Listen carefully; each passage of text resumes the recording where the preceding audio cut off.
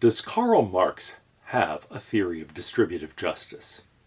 Scholars disagree about that. Scholars in general sympathetic to Marxism have sometimes found a theory of justice in Marx's writings. Sometimes they've denied that there is any such theory. Sometimes they've thought, in fact, as a matter of principle, Marx does not have such a theory. In their view, it simply depends on the current mode of production. We can talk about what is just or unjust relative to a certain system of production, but there is no sense to the general question of what is just in general. Some go even further, especially inspired by some of the writings of Engels, and say that really all norms, from the point of view of Marxism, are nonsense. They are really simply tools. They express economic interests. They are not to be taken seriously. And so from that point of view, there can't be any Marxian theory of justice. If we look at Marx's writings, I think we can find three separate strands that can suggest at least an attitude about distributive justice. So I want to lay out each of those. I make no claim that it is the Marxist theory of justice, or even Marx's theory of justice. On the other hand, I think they have all been influential in some ways, and they have inspired later thinkers. So we might think of them as Marxian theories of justice, where by that I simply mean things that are inspired by Marx, that are in some way motivated by Marx, and have something of the shape of his theory, but on the other hand, it may be that none of these are actually faithful to Karl Marx himself. The first attitude that I want to talk about is one based on his idea of surplus value in capital. In that work, written in the 1860s, he defines surplus value in terms of the value of a worker's labor. And so it's sometimes been called the labor theory of value.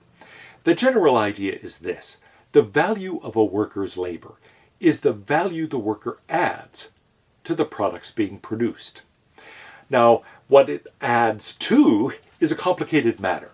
And so we have to take into account all sorts of things, not only the cost of raw materials, the value of anybody's labor that comes before it's handed to this worker in the production process, but also we have to think about all sorts of other things, the cost of the plant, insurance for the plant, and so on and so forth.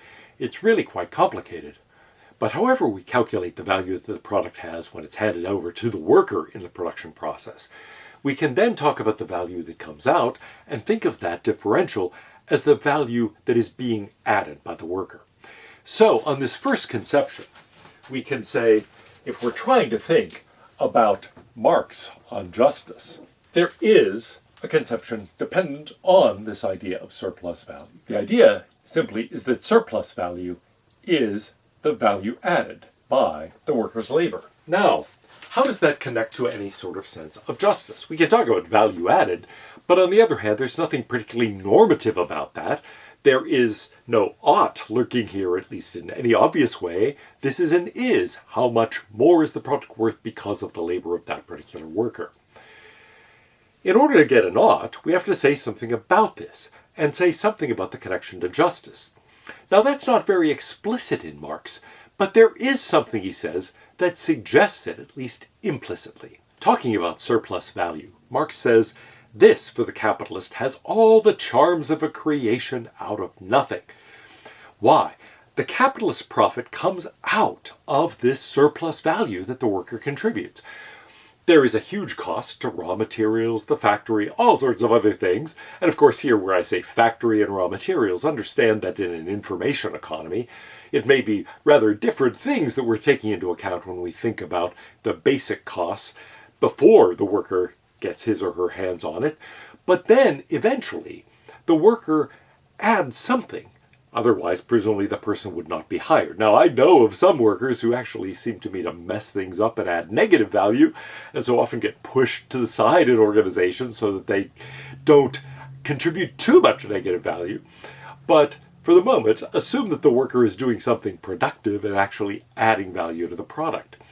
Well, the cost then is a matter of what has been spent already, then the cost of that worker's labor, and then, of course, the value of the product at the end. Now, the owner is going to sell that product for a certain amount, and pay the worker from that differential. But presumably, if it's to be a profit-making enterprise, not all of that value can be given to the worker, only part of it is. Some of that is kept by the owner for profits. That's what drives the business. That's what makes the owner motivated to actually open the business and have it running in the first place. So, that's why this has, for the capitalist, the charm of creation out of nothing. Basically, it's the worker who is putting in the labor, who is adding the value, and then gets only a portion of that value back. Some of that goes to the capitalist, to the owner of the means of production. So Marx concludes, the rate of surplus value is therefore an exact expression for the degree of exploitation of labor power by capital, or the laborer by the capitalist. Now, Marx doesn't talk about justice in this connection directly, but the implication of the word exploitation, I take it, is that exploitation is unjust. And so it looks as if he's saying that the worker deserves the full value added of the labor. So suppose we add that in.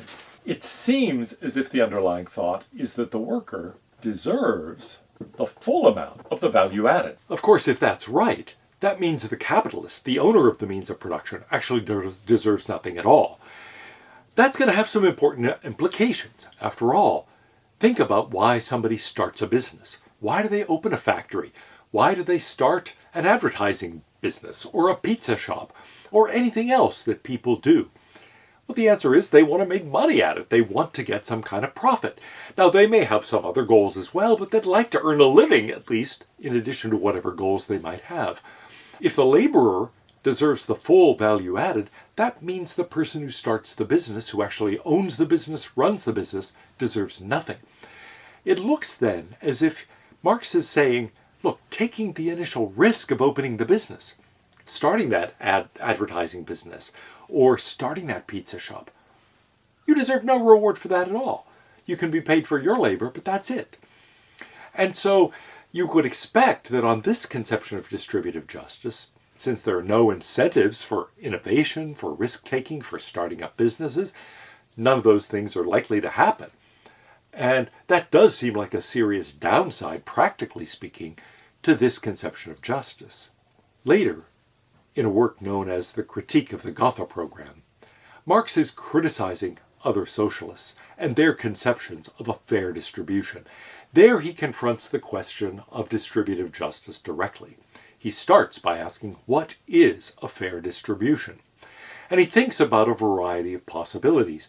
One of the possibilities sounds very much like what was implicit in capital. That is to say, that the worker deserves the full value added. Now, actually, the other socialists don't put it quite as cleanly as that, and so Marx spends quite a bit of this work just cleaning up their conceptions, pointing out how that formulation is way better than what they had come up with.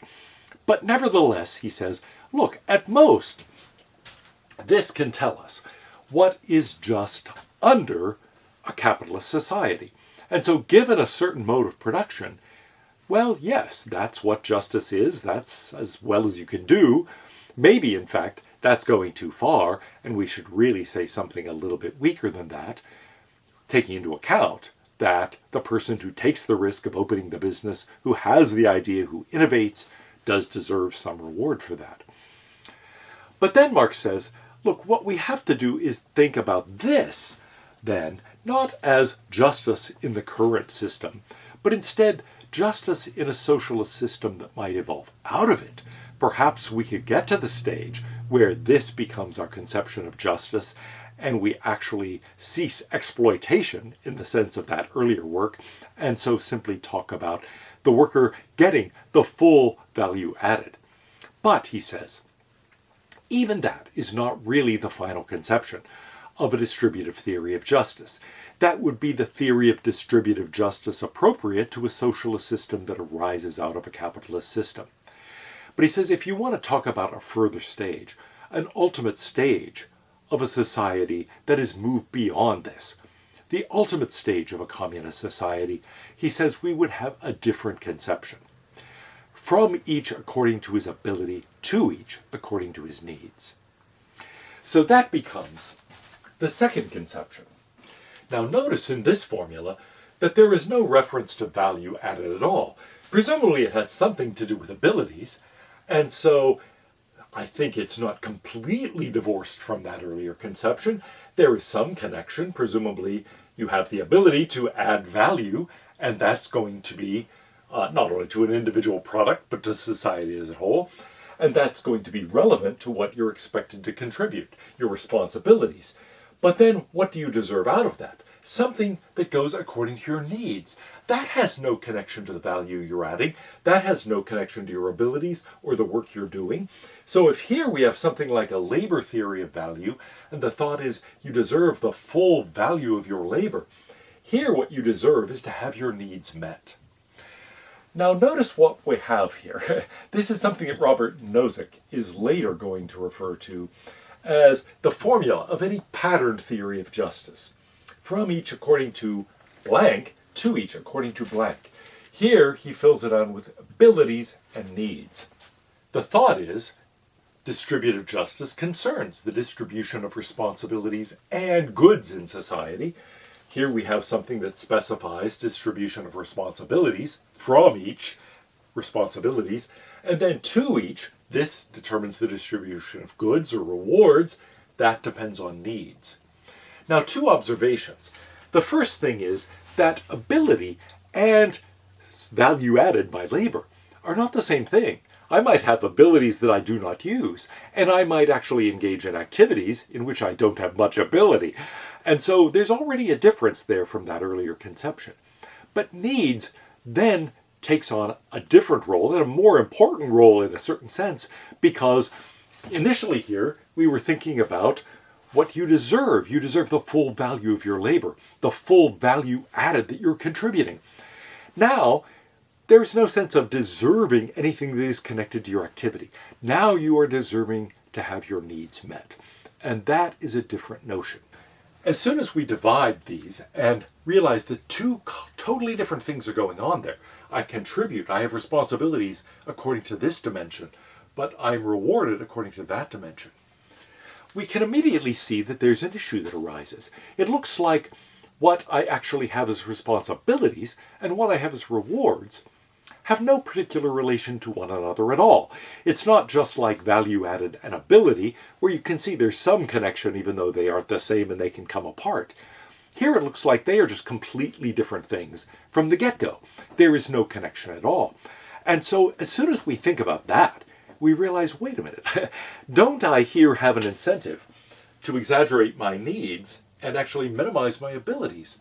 What incentive do I have to use my abilities or to develop my abilities? And what incentive do I have to meet my own needs and try to take care of, or for that matter, minimize my own needs? Well, it looks as if I don't have any.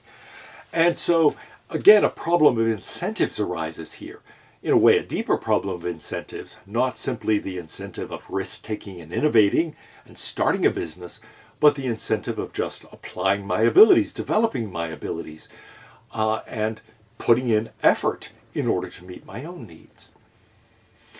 Now, many contemporary Marxists, inspired by this, move away from this formula a bit and say, really what this should come down to is a matter of having needs met. And so the thought would be here, people deserve to have their needs met. In other words, needs are really rights. You have a right to have your needs met. That is the idea that seems to be underlying this, and it's an idea that goes far beyond Marxism itself. Franklin Delano Roosevelt, for example, talked about a positive Bill of Rights in which he included things like a right to shelter, a right to medical care, a right to a variety of things. Basically, he was saying people have a right to have their needs met. I've already mentioned the third conception I want to talk about, which already appears in the Critique of the Gotha program, and that is a relativism. A conception of justice is really relative to a mode of production, to an organization of society. You can't say how society should be organized in terms of any conception of justice. Instead, any social organization will carry with it its own conception of justice. And so what's primary are the relations among people, the economic relations, the other social relations perhaps, and what is secondary is anything normative like a conception of justice. So, on that third relativist conception, justice is really not something that has any primary significance at all. We can't evaluate social systems according to their degree of justice. Instead, each social system is going to generate a conception of justice that will more or less justify itself. Now, not entirely. It's going to say that, yes, certain things are right, or certain things are wrong, certain things are human rights, certain things aren't within that system. And so people can violate the rules of that system even though they're working within the system. That kind of thing happens all the time. We're familiar with that as a result of systems of law. And so it will be like that. But the thought is basically that social organization is primary, and then it gives rise to some conception of justice. Well, if that's true, then justice is of no use to us at all in thinking about general systems of organization. We simply have to accept one. Except, let's say, that we're working within a capitalist society, or a crony capitalism, or a kind of socialist state, or some combination of these things, whatever it is that we're dealing with, and say, well, within this existing social structure, what is a conception of justice? What's considered just? What is considered unjust? There's no way to step outside and evaluate that social system itself. In the Critique of the Gotha program, Marx denies that distributive justice is actually a very important question. What matters is justice in the mode of production. He says, forget distribution. Distribution is secondary. Distribution follows from our modes of production and our modes of social organization. And social organization, he thinks, follows from modes of production. So focus on production and ask, what is a just system of production? Now, unfortunately, he doesn't give us any theory of that, so we don't have much of a hint of what he actually thinks about that. But we can try to step back and get some indication. There are a couple of things we could say. One of them is that he describes the entire history of the world as being a history of class struggle. So you might think that what is a just mode of production is one that would bring an end to class struggle, that would resolve the conflict between bourgeoisie and proletariat, between the owners of the means of production and the workers. Another conception is one that you might glean from the German ideology, where he talks about an ideal communist society, and he says it is a society that would move beyond these class struggles, beyond these tensions. There, he argues that justice in production requires getting rid of the division of labor. He goes back to Rousseau and thinks about Rousseau's idea that the true founder of civil society was the first person to rope off a plot of land, declare this is mine, and find people fool enough to believe him. And Marx says that's the entire problem. We have to abolish private property. We cannot allow anyone to own the means of production, whether we're talking about land, whether we're talking about factories, means of communication, whatever it is. No, all of those should be owned by the society at large. All of them should be owned in common. None of them should actually be held by any particular person or persons. Well, if we get rid of private property, that gives us a different conception.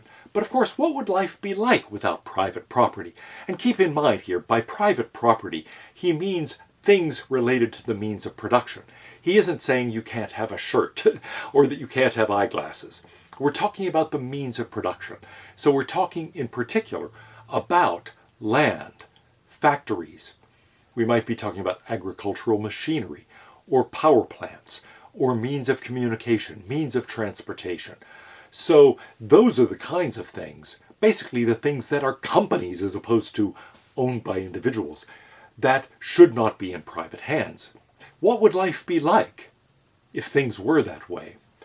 Well, he gives us an odd image in the German ideology. He says in the ideal communist society, people would hunt in the morning, fish in the afternoon, and criticize after dinner.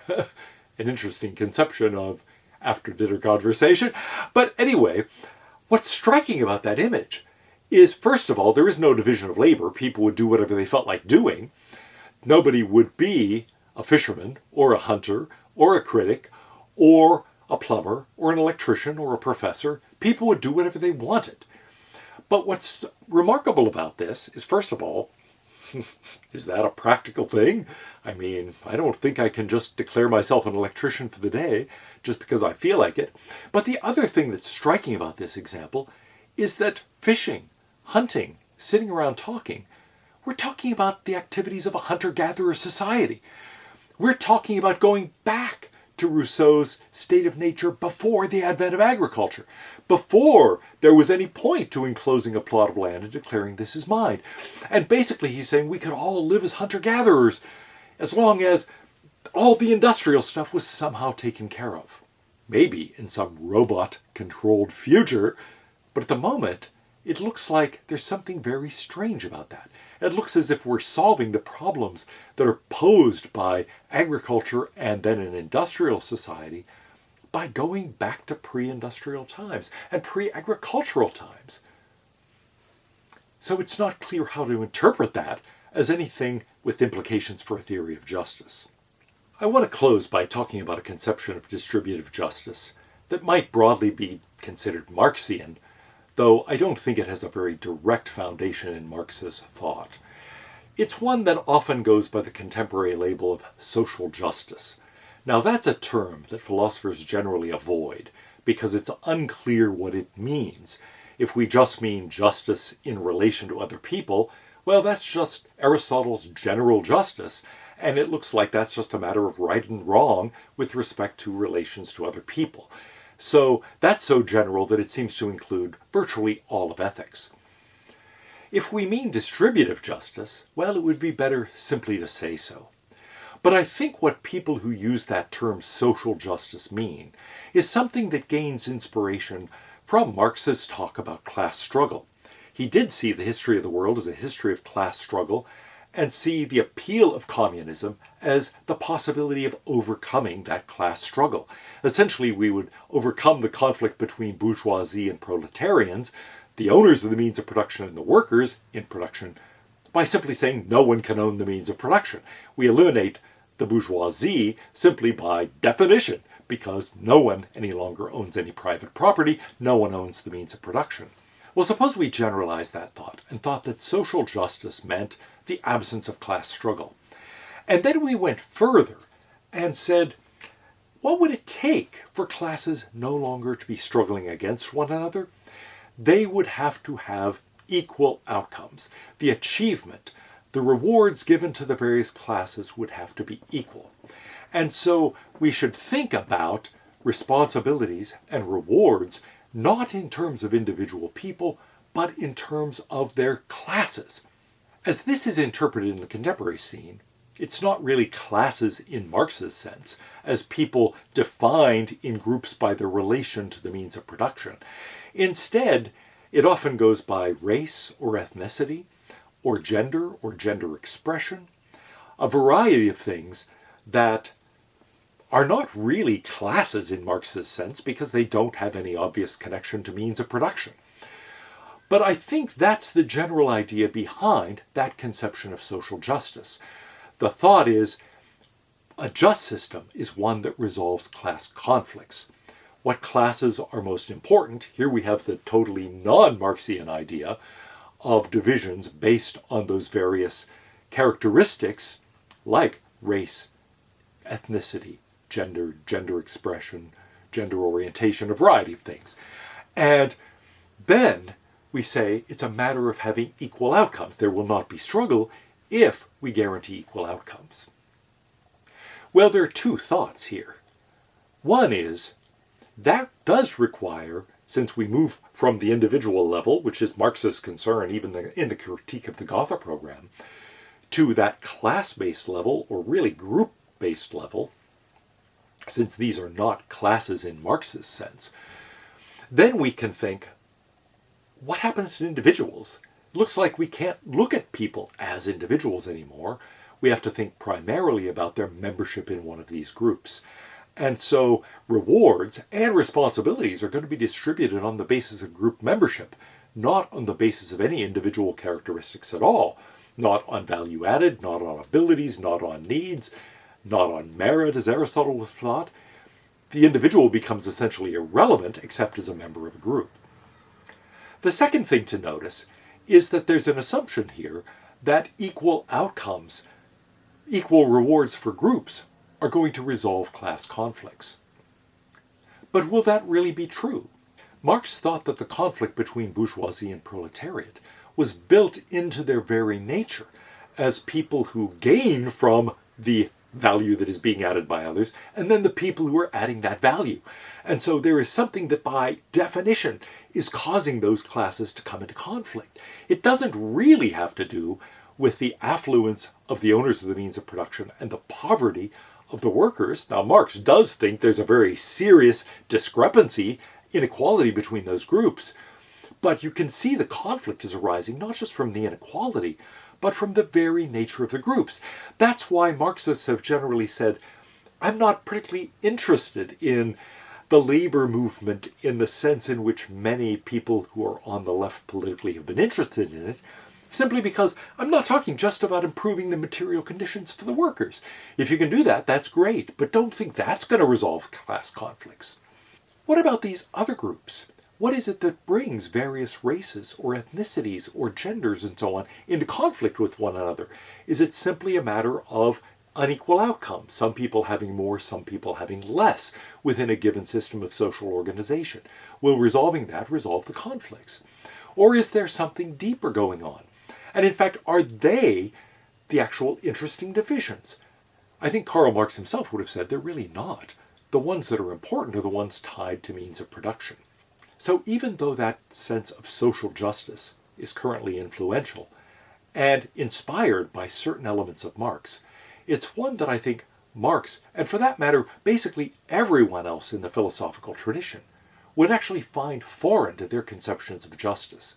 For one thing, by being group-based, it differs sharply from anything that's individually based.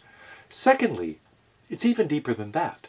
Trying to achieve equality among groups requires treating individual people unequally, and so denying people rewards according to merit, or value added, or needs, or any of the other things that philosophers have thought were important in thinking about the justice of distributions.